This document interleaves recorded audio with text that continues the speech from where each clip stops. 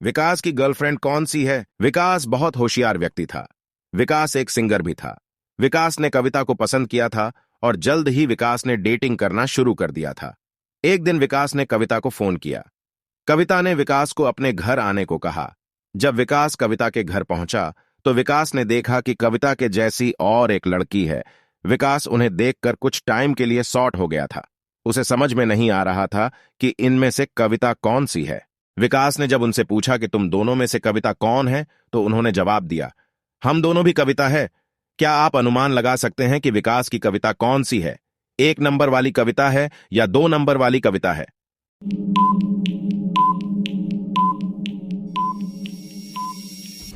जवाब देने से पहले आपके चैनल हिंदी पहेलियां को लाइक सब्सक्राइब जरूर करिए।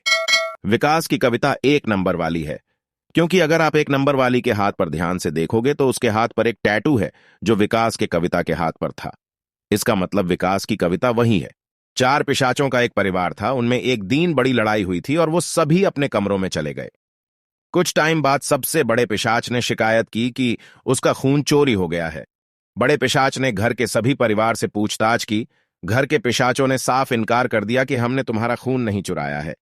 फिर घर के बड़े पिशाच ने जासूस मेहुल को बुलाया और जासूस मेहुल से कहा। उस घटना के बारे में जासूस मेहुल ने घर के सारे पिशाचों से पूछताछ की। पहले जासूस मेहुल पिशाच के पत्नी से पूछताछ करता है। पिशाच की पत्नी कहती है, मैं बाथरूम में दांत साफ कर रही थी, मुझे कुछ पता नहीं है। फिर जासूस मेहुल उस पिशाच के भाई को बुलाते हैं और भाई से पूछताछ करते हैं। भाई कहता है, मैं उस ताबूत में सो रहा था, मुझे नहीं मालूम।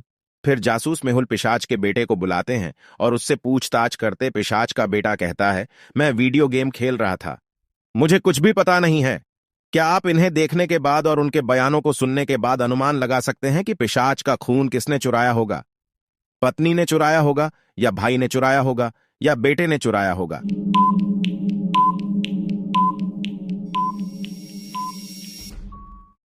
वह खून भाई ने चुराया है, क्योंकि भाई ने कहा कि वह अपने ताबूत में सो रहा था, लेकिन उसने जिस ताबूत को इशारा किया वह एक छोटा सा ताबूत था।